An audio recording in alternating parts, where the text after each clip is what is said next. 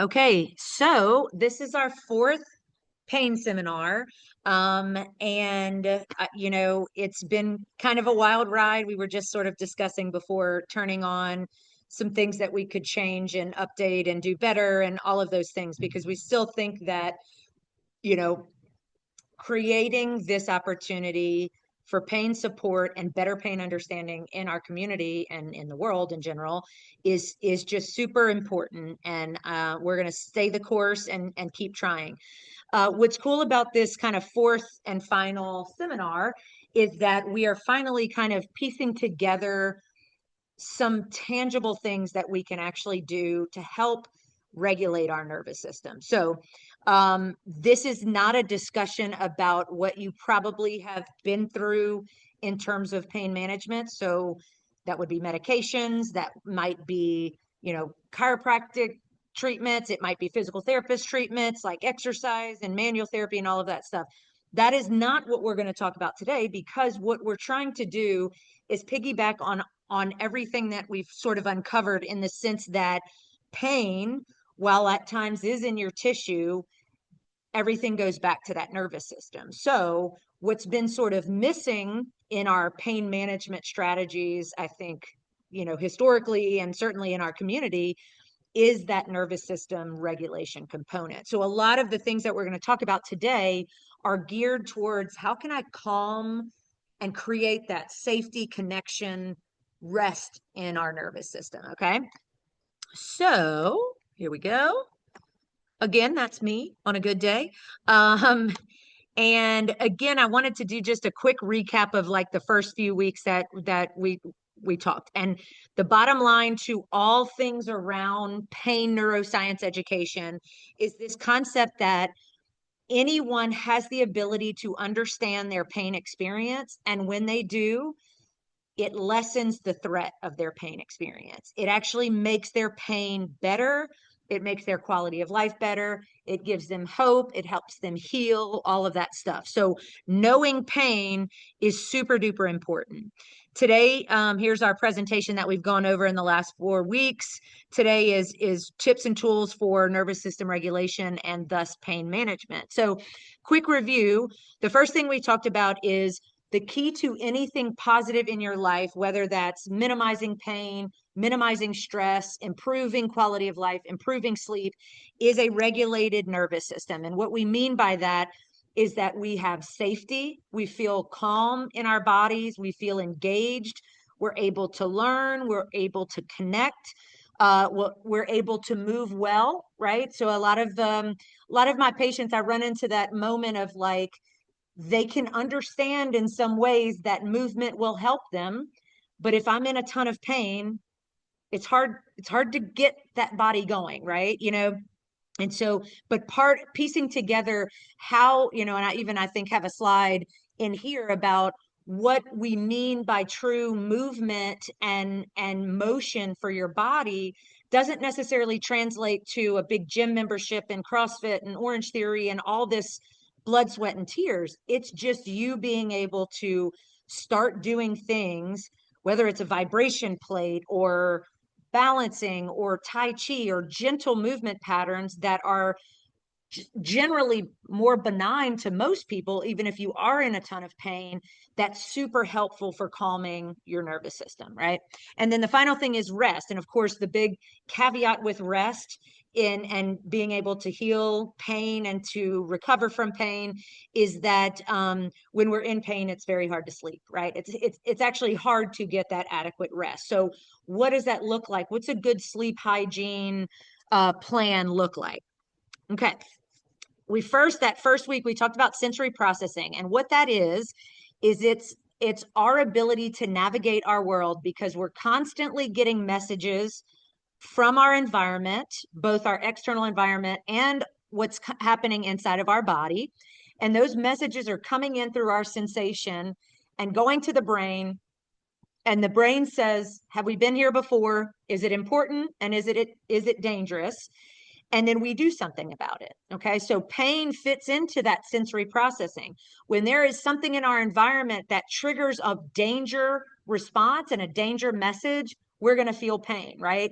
This is this is why we know if I go and roll my ankle, we know I'm going to start limping, it's going to hurt. So what that's going to tell me to do is go sit, prop my leg up, ice it, wrap it, compress it, all of those things that we know so that that can heal and get back to basics. So pain is our body telling us something's not right here, get off of it, change, move differently, and so that, we can kind of get out of this threat response.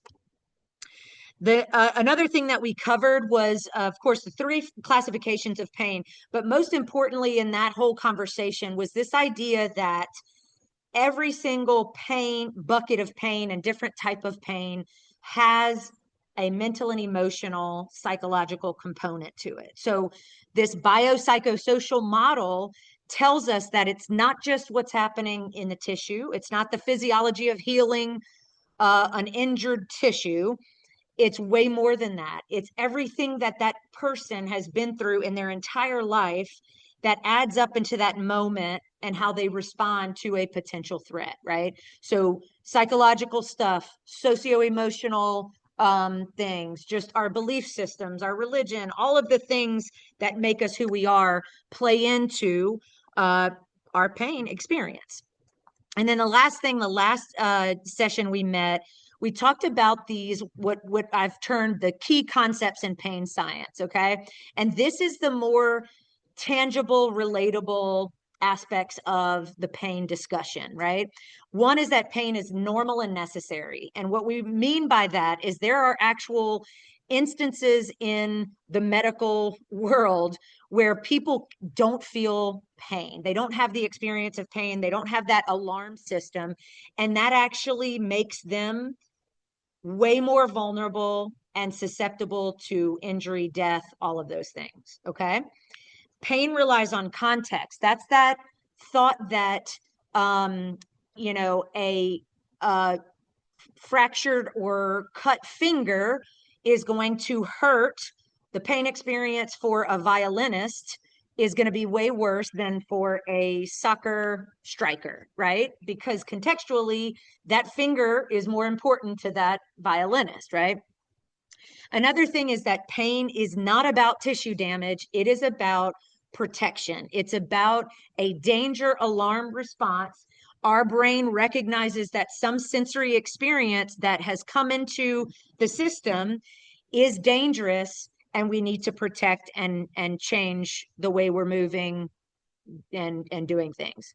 The fourth thing was pain is real, but it is always complex. It's this idea that there can be no tissue damage present, there can be no tissue present at all, and a person can have severe, significant pain. And on the flip side, we can have significant, almost disfiguring looking tissue damage, and that person not have any complaints of pain, right? And so it's complex, and oftentimes it's linked to, and I say this in number 6, is this elusive quality that the brain orchestrates and constructs its own story of what of something that's coming in. And I gave the example of like I gave the example of the rubber hand, where that guy, touching the rubber hand and touching the real hand at the same time, and your brain starts picking up on that rubber hand is part of my anatomy, right? Or the thought that the construction worker that is convinced he has a shard of glass through his foot, and he's screaming and writhing in pain, but he gets to the ER and they take his boot off and it went between his toes. It didn't even, create any tissue damage. But when you look down at your boot and there's a shard of glass through there and it looks like it's going through your foot, you're going to assume that really hurts, right? We know social constructs and belief systems that we've learned over time is it's probably not safe and healthy to have a piece of glass through your foot. Pain is unique to everyone. And what I mean by that is that it's real for everyone, but every single person's experience in their life sets them up for their interpretation of a threat in their environment. And so everyone's pain is unique. Not everyone with the same diagnosis feels the same amount of pain or even feels pain in the same way, right?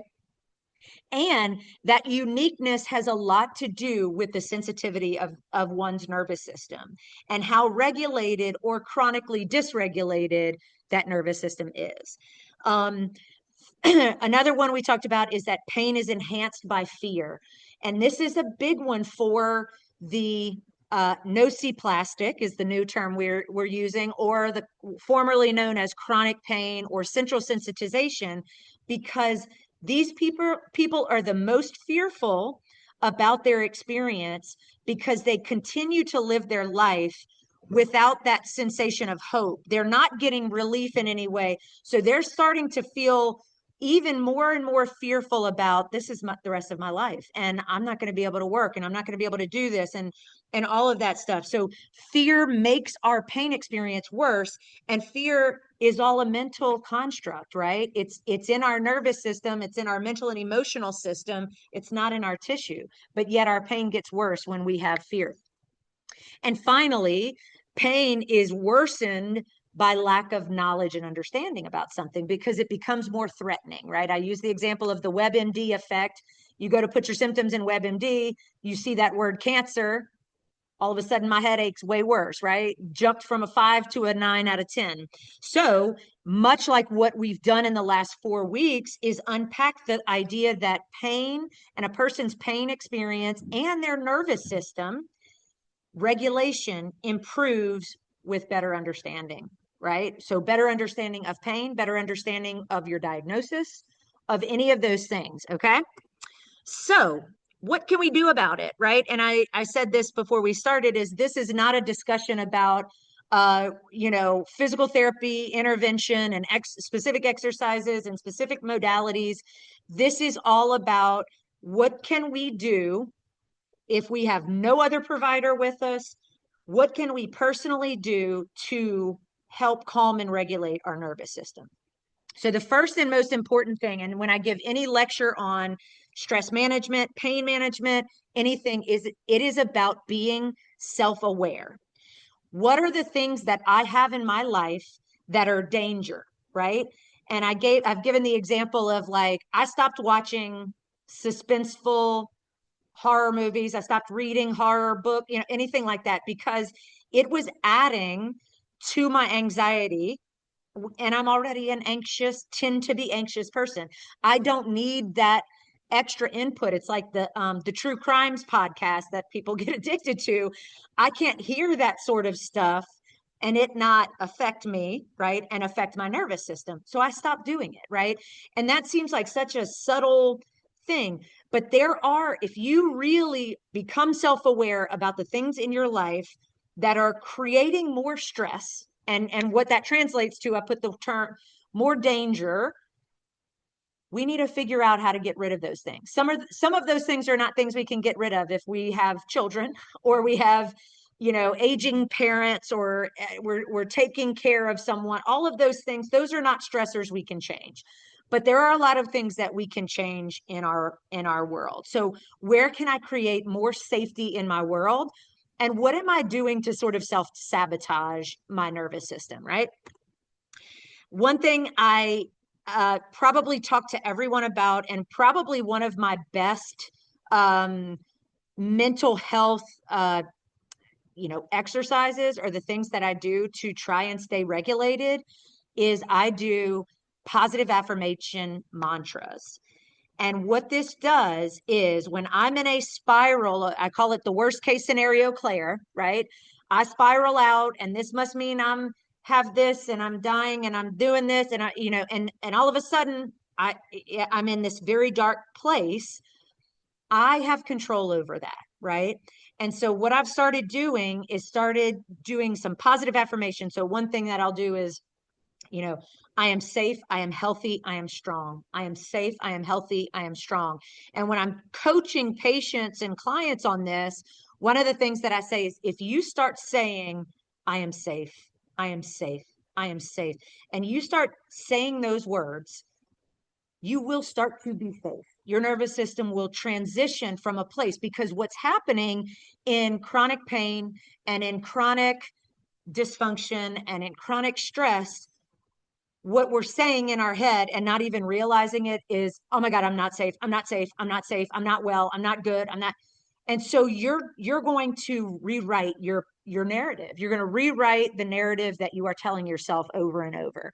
And I love that quote. Your worst enemy cannot harm you as much as your own unguarded thoughts. So we need to be self-aware. We need to start recognizing that voice inside of us where we're talking pretty nasty to ourselves, and start thinking about, would I say something like this to my loved one? For me, it's easy. Would I talk like this to my child? No, I wouldn't. Right.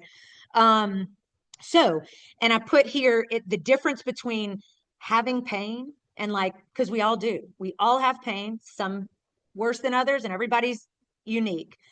But being someone who has a pain experience and being someone who is suffering in their pain, right, and in their diagnosis, because we are stuck ruminating in this place of fear, negative thoughts, all of that stuff. That is way easier said than done. Okay. So the next thing that I talk about is being mindful. So this whole concept of mindfulness, right, is sort of a buzzword, but it piggybacks with being self-aware, understanding how we talk to ourselves, understanding who we surround ourselves with. Like, I'm a big law of attraction person. So if I'm in a space where I'm picking up on negative energy, or every time I pull up the news, I get sad and I get fearful and I get frustrated, I'm turning the news off. I'm no longer going to hang with that energy vampire. I'm going to create a better energetic world for myself. And that starts with me and being aware and being present where I am. The other interesting thing, the hardest thing about a mindfulness practice, is being curious, but not judgmental. That's the hardest thing, because I'm someone who, even as a pain practitioner, and not that I have nociplastic chronic pain, but when I have an experience of pain, I start ruminating and, oh, what does this mean? Is this because I did this? Is that because, and I start trying to piece together why, and then what do I need to do about it, instead of just, or what did I do to get myself into this? I should not have picked that up. I should not, we should not, and we self-judge and we do all of that stuff. That is not true mindfulness. Mindfulness is understanding that we're human and giving ourselves grace in moments where, we do something that we might not have shoulda. Okay, prioritizing your mental health. So if you recall those images that when we talked about the difference between, acute nociceptive pain and chronic nociplastic pain, and there was a little pie chart, and it had, tissue, why we're in pain. It's tissue, mental, and emotional. And both of those buckets included that nervous system, mental, and emotional component. So we've got to stop, and this is like, I'm speaking to clinicians out there who I think are now afraid to say, not that we should say it's all in your head, but they're afraid to recommend mental health practitioners to their patients, because they're afraid of what's been said, they're afraid that that patient's going to interpret that, oh, they think I'm crazy, they think this is all in my head, they think, no, no, no, it's in your nervous system. And a huge piece of that means that you should be treating yourself and your nervous system. And part of that is, it doesn't mean you need a therapist, but I would argue that every person does, right? I think that considering being open to stuff like that is really important. The other thing is, medication 2 times in my life has saved my life. And so for someone who grew up in a house that, children weren't medicated, and that's okay. When I got to the point where I could make those decisions for myself, my world changed completely. So those things are important. The other thing is, going back to what we talked about, being self-aware, what are my thoughts saying, is who and what gets my time and energy. Is it safe or is it danger, right? And so that's important here, is prioritizing that mental and emotional health component. Okay, let's talk about sleep for a second. So what's hard, and if you followed us in the last seminars, you recall this idea that when we are in a threat response, not only may we feel pain, we're also going to trigger our stress activation system where we dump out norepinephrine, adrenaline, and cortisol so that we can fight or run, right? And the problem with those hormones is they keep us awake, right? Because a long time ago, when we needed to fight for our life, we were being chased by a saber-toothed tiger. If you went to sleep, you were going to be dinner, right? So those hormones are designed to keep us awake and alert and alive. And the opposite hormone that works in opposition to cortisol is melatonin, which is our sleep hormone. Melatonin cannot come up when it's supposed to. The sun goes down, our melatonin is supposed to be produced. If cortisol is present in high quantities, melatonin will not. It will assume, okay, the sun's down, but she's still awake, right? We still need to stay awake. So the hardest patients, the hardest clients to, have the sleep conversation with are chronic pain and chronic stress, because it's hard. It's not like you're not trying, right? So I don't want anyone to get discouraged with this, but these are some sleep tips. When they talk about good sleep hygiene, there are some things you can do to start boosting your ability to get good quality sleep. So to regulate hormones, one of the things is set bedtimes and set awake times. You go to the bed at the same time every night, whether that's 7 p.m. or midnight, every single day, and you wake up at the same time. So again, for us and my family, thank you to my children and now my cat, who will pop me in the face at 5:10 every morning. Like so regardless if it's like I'm on vacation at the beach or it's a weekend and I don't have work, we're waking up at the same time every day. That is regulatory for your hormones. And it doesn't help right off the bat, but long term, it produces that natural circadian rhythm. Another thing is having a pre-sleep routine where your body is winding down. A lot of that includes turning off screens, because the screen has blue light in it. That blue light mimics the sun. And so our melatonin's like, well, we're not going to come up right now. She's still got the sun in her eyes, right? So getting TVs out of your bedroom, getting your phone out of your bedroom, don't bring the computer to the bedroom, all of those things. So about an hour, they say 2 is better, of cutting that off before. So reading an actual book or an e-reader that has, none of that blue light, listening to music, listening to a guided meditation, taking hot baths, warm baths, anything that is very soothing to you, doing a gentle yoga practice, right? You come up with your own, where for 2 hours prior to bedtime, you are winding your nervous system down so that it is ready to sleep, right? Do not turn on the news. Don't turn on the news in general, but don't turn on the news 2 hours before bedtime, right? The other thing is what you're eating and drinking before bed, right? So making sure that if my set bedtime is midnight, I'm not going to eat or drink anything after 10, right? But really that should be even sooner, because we don't want our sleep time to be about digestion. We want it to be about recovery and sleep, right? So this is a good little schematic and, different things. The other thing is like limiting caffeine and alcohol. Alcohol it's deceiving, because at first it seems like a relaxant. It's actually a stimulant. So it has a delayed effect. So as a prior very routine wine drinker, I used to get that middle of the night like anxiety buzz, right? Of like, what did I say? What did I do? And I'm in this kind of spiral because that alcohol now is giving me a little stimulant effect. So taking care to create, and look, it's different for everyone, but your own valuable sleep hygiene and sleep routine.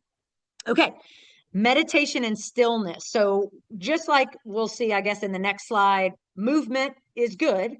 So is rest. So is calming and being quiet and still and going in and all of those things. So a lot of that is meditation and mindful practice, yes, but you don't have to be, a yogi meditator, right? Meditation can be like the mantras that I say. So it's like, I am safe, I am healthy, I am strong. Another one that I love to do if I'm feeling a little bit stressed in any way and I'm wondering what's this buzz about, I start saying everything is always working out for me. Everything is always working out for me. Everything is always working out for me. And I'm doing that over and over because I'm going to override whatever this buzz, that I'm feeling is out there, and it's not gonna come into the fortress, right?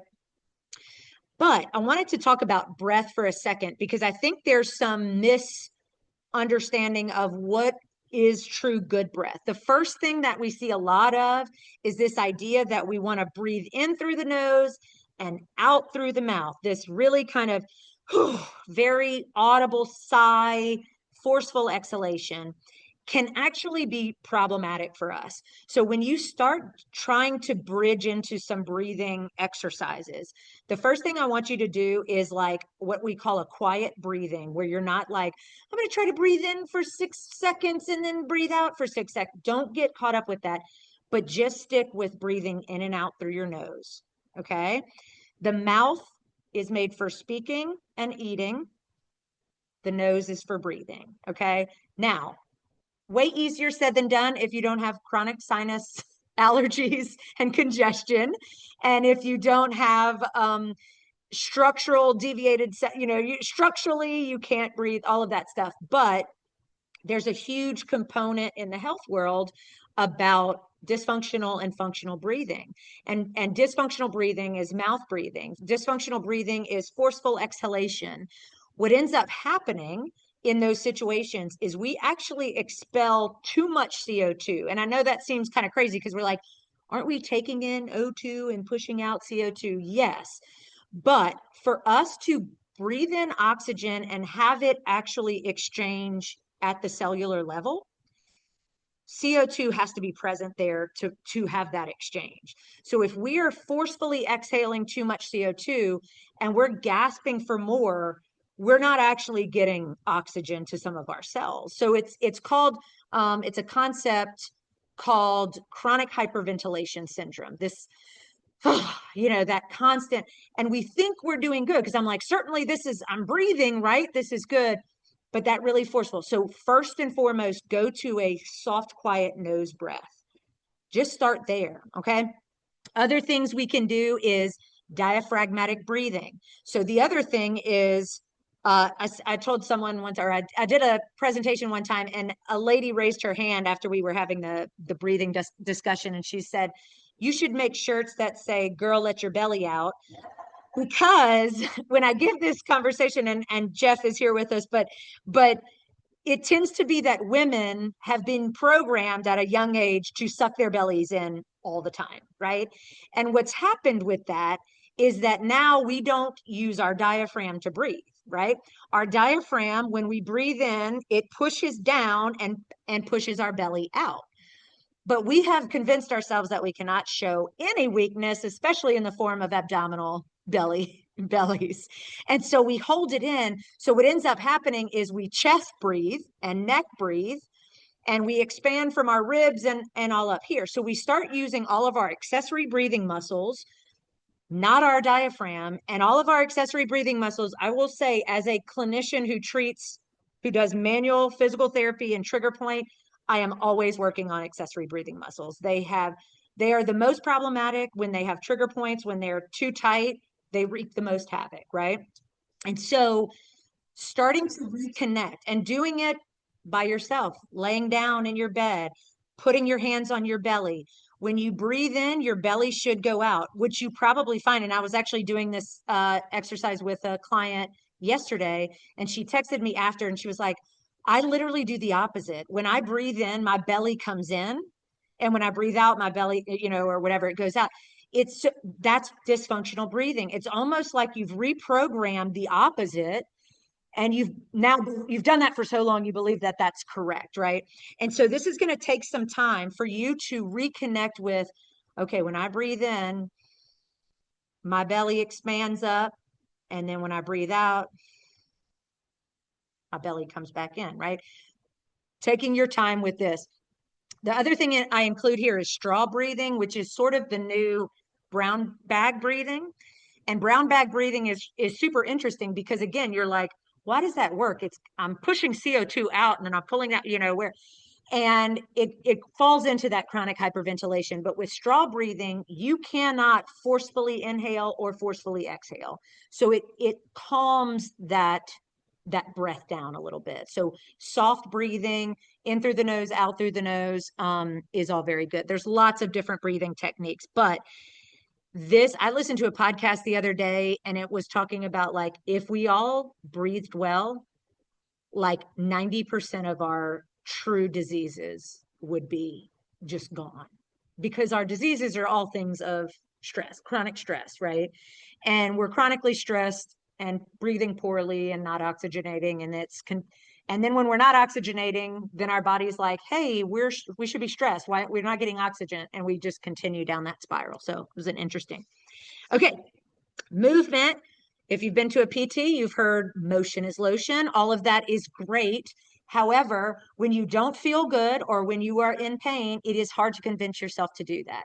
However, our body was designed to move. So much like when we talk about it's interpreting sensory experiences, if we're not moving and we're not doing that for extended periods of time, it's going to assume a threat. It's going to assume a danger, and it's actually going to play more into a dysregulated, fearful nervous system, which again makes us have more pain, feel more pain. So exercises do not look like I have severe, right shoulder pain, but I got to exercise because my PT said I did, and I have to pull this rubber band this way. It's not about that. It is going back to the absolute basics, just getting up and walking, right? And not committing to, like, okay, well, it has to be 3 miles or nothing. No, it start at 5 minutes, right? Give yourselves achievable goals. Just start moving your body. What you will find is your nervous system will start to crave it even more, right? Walk, jump, skip. Vibration plate is huge. That is movement in your body. You're not physically moving, which I would argue would be the next step, but it's generating some vibration and some movement and some mobilization to your system, and you feel better, right? This is a great rebounder. The little mini tramp and the vibration plate is great for fascial mobilization and opens lymphatic flow. It detoxes, all of those really good things. So the Theragun, if y'all have ever heard, like the therapy percussion guns are great for that. Same thing. And they're really great for hypermobility patients. Gentle restorative type of yoga, Tai Chi, just any sort of movement. If it hurts, to stand and move, start in sitting, right? Start small, achievable goals. But I promise you, once you get your body moving, you will want to keep doing it. Okay. Some alternative and other practices that you can achieve from other providers. I kind of said, hey, this is all stuff you can do on your own for your nervous system, but body work, getting massage, getting myofascial release, and not in the way that I'm going to go get a massage to get rid of this pain, but in the way that if I get routine healing therapeutic hands on my body, that is going to be calming and productive to my nervous system, right? Other therapies like aromatherapy, energy work, Reiki, sound healing, acupuncture, there is so much out there that is beneficial. Certainly with some of these, it's kind of that placebo nocebo. You have to believe that it works, right?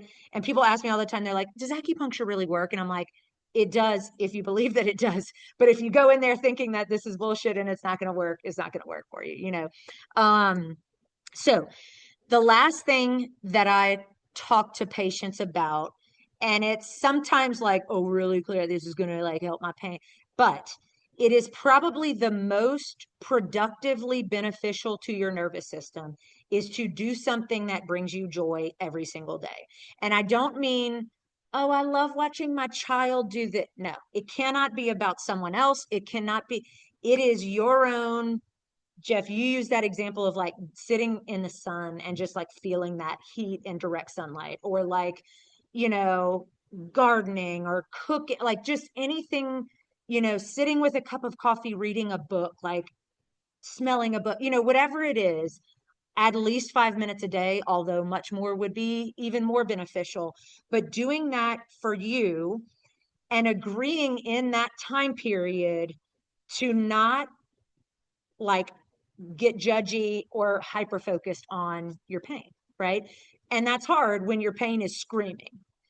But if you can start doing that, you can use, it's like the gate theory of pain, where like, oh, if I rub around and I stimulate another way, I can forget about that pain, even if it's for a second. That it's what it does, that exact thing. Like it is redirecting your nervous system to something so positive and productive that you love.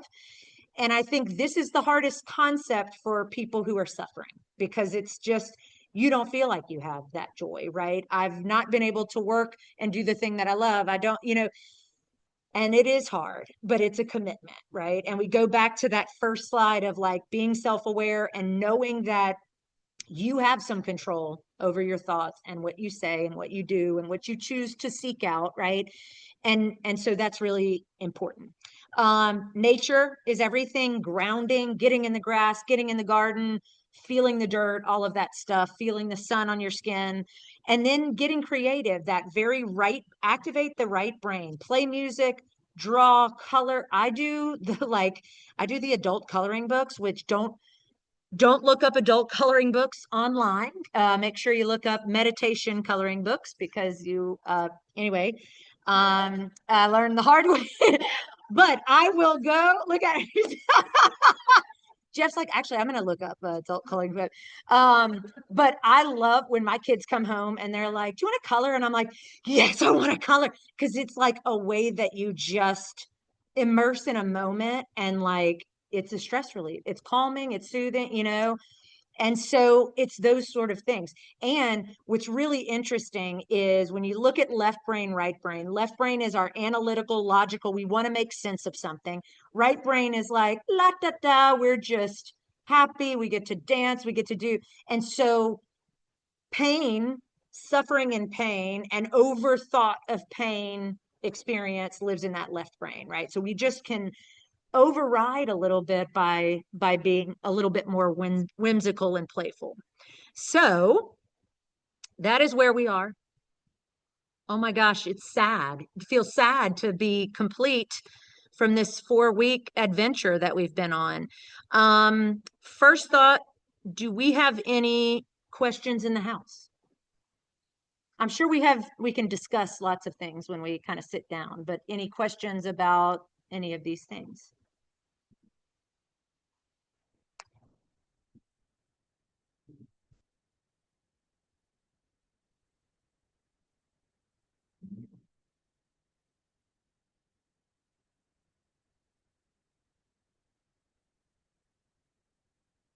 Oh, for sure. I think on one of I may not have included it just because it's kind of one of those slides, but there's this almost figure eight looking slide, and it's physical pain and emotional pain. And it's just this interwoven, hyper connected, spiral, right? And it's like, and until you can pluck yourself out of that, it is hard, and you're not wrong. Because it's like, yeah, if I know that going out and just kind of playing in my garden would kind of maybe make me feel really good, and that's something I love and enjoy, but physically I can't get myself to do that, right? And it's hard. And I think we have things in our life that we're tied to, that we identify with, and it makes us who we are, it makes us happy and all of that stuff. So when you start losing your identity in life because you can't physically move, or that is, it's hard, it's complex. And I would argue those two pathways are in the brain, they're not necessarily distinguishable, and they just keep feeding off of each other. So yeah. um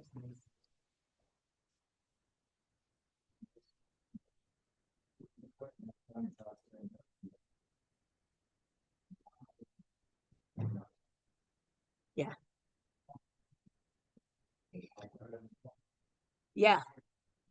And it's almost like there's a carelessness about, how when you're, and I, not to drag my son into this, but when he's in his lizard brain, right? He's just dysregulated and he's, we'll start throwing and we get feisty, and then he hurts himself because he'll do something and he'll throw himself against, or whatever it is. And it's like in those moments, you you become you get out of your body a little bit. So then you become careless about your body and how you move and how you do things. And that is hard. That is very true, and it happens and it's hard.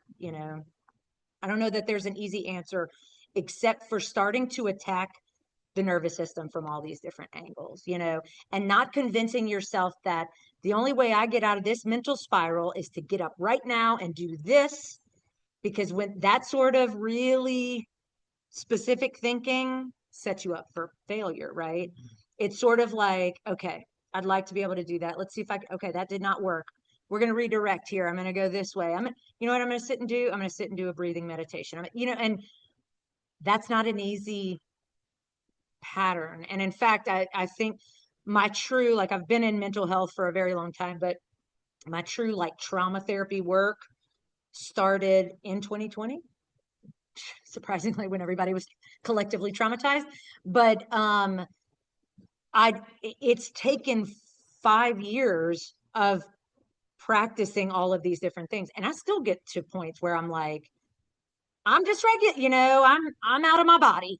But at least now I'm like, I'm out of my body and I need a minute, like I can identify that. And then maybe I pull myself in, and instead of going and driving my car, or like, doing something that would not be safe for me, or whatever.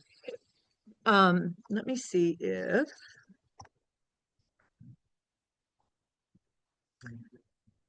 Liz, oh, hey, Mars. Oh, I'm so glad. I did not see that you joined. I'm so glad you did.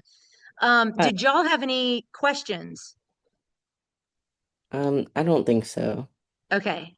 I'm so glad you were here. How about you, Liz? Any thoughts? Liz is asleep. I'm kidding. Um, okay, guys, thank y'all so much for joining. And I like super appreciate y'all have added to the last a couple of sessions big time, and I'm so grateful.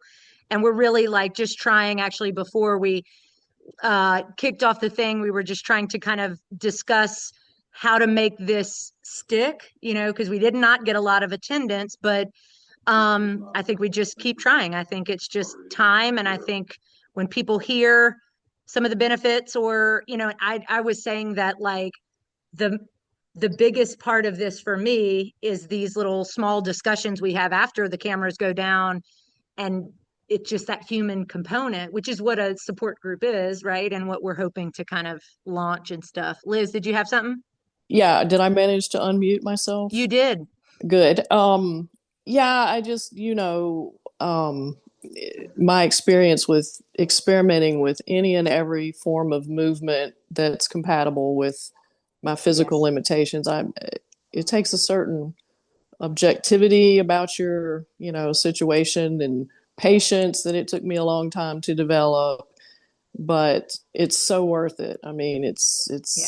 it's my pain management at this point. It's just some form of movement. Sometimes it's rigorous exercise, but sometimes it's just, Yeah. the right kind of stretch or Yeah, Liz, um you are a perfect example of that. And to your point, and I've have a lot of other people, it's like you've probably tried and failed at some things and did not feel very millions of good things. following, Yes. right, several hundred times over to get it right. And maybe not everyone is a glutton for punishment like you are. No. It's just, you have to find the right Yeah. level of, you have to find out, will it work if I moderate it somehow or modify it? And I am willing to go back and try several iterations before I give up on something. A few things I've had to give up on, but Yeah. even working with you, some things were the wrong, button Yeah. to push at that level, and we modified and, revisited later. And what I've learned is that if I don't panic, if I don't go into the, oh my God, it's all over, I'll never have function in my right hand again. if I don't go into that sort of desperate floundering for medical doctors to help, I usually can, recover what I need function wise, pain management wise, if I just revisit it, a little bit different tact, something. And the other topic I really do want to talk more about at some point is, there are components to central sensitization or nociplastic pain that are really interesting and that you can exploit and that aren't in your head. But that's a whole other, that's money in the too much science jar for now. Right. But Well, it's, as you were talking, I was like, oh, I could say something about that concept of like graded exposure. Whereas like everything we kind of talked about was, I excluded some of the things that I put into like the clinic, like when I'm doing presentations for students and clinicians, sure. like of the tissue of the exposure of tissue to a movement pattern and the recognition that or a touch or a sensation or and the recognition that the more you do that, the less you take down that hyperalgesia type of thing. But yes, to your point, that's probably a little over where we are. I mean, um it's just kind of a way, there really is a component to nociplastic pain, which got into neuropathic pain with me. I mean, the doctors just don't want to see you once you get to that stage, or didn't back when I was seeing doctors for this years ago. But um, it resides in the spinal, a part of the spinal cord, yeah, and so it's not all about past trauma and experience for that right, patient. With me, it started with repetitive motion, fine motor repetitive motion on a keyboard and with a mouse, and you just kind of burn up the inhibitory neurons in the spinal cord that would normally stop all these sensations from getting to your brain. So it's not, yeah, there is even a level that can start with excitotoxicity, is what we would call it, in those inhibitory centers in the spinal cord. So you're not even processing that sensation in your, with your right. brain at Well, that point. join us And for week 5 where we talk about spinal inhibition. I'm kidding. Um, no, well, that's actually it's good. just, And well, one thing that with you were me, saying it's too is sort of, this idea of like we get into almost a panic spiral, mm-hmm. and then the first thing we do is we run to our medical doctors who who are not equipped to to talk about, okay, well, we need to calm our nervous system. So what they do is they want to help, so they get more imaging, they do more testing, they throw medicine, they throw procedures, and then we're now deeper entrenched in, I still don't have answers or relief, but all I knew was when I was panicked at this place, I need somebody to tell me what's going on here. I think if we, like you said, I think if we start to instead pull ourselves back in, do our, calm into that mantra and create a little bit of safety, we can figure things out. And generally, when we do that, we lower the threat of all of it anyway, and we start feeling better and different. But Yeah, I you get don't a think little control over, you see that you have a little ability, yes, whether it's in yes, your spinal cord or your brain, whatever, to make, to lessen the suffering and, you know, yes, deal with the issue much better. And I learned that with you. I certainly didn't learn that going to dozens and dozens of medical doctors doing imaging. yeah, Um, yeah. so we're on the No, I same think if page. anything, that makes our situation worse often, right? It's more things to be threats and panic about, and or Yeah. worse, there's nothing there. There's nothing Or there. So I'm yeah, really jacked in the head. right. Okay, guys. Well, thank y'all so much. And Liz, thanks for those comments. And I'm gonna, record or I'm gonna put this on my YouTube and get it out to everybody again. The other thing is we're gonna send a like follow-up survey just about like just some questions. Did you like it? Did you learn? Would you recommend? Would you show up in person? Just kind of stuff like that. So be on the lookout this weekend. All right, guys. Thanks. Good night. Bye. Thank you. Bye.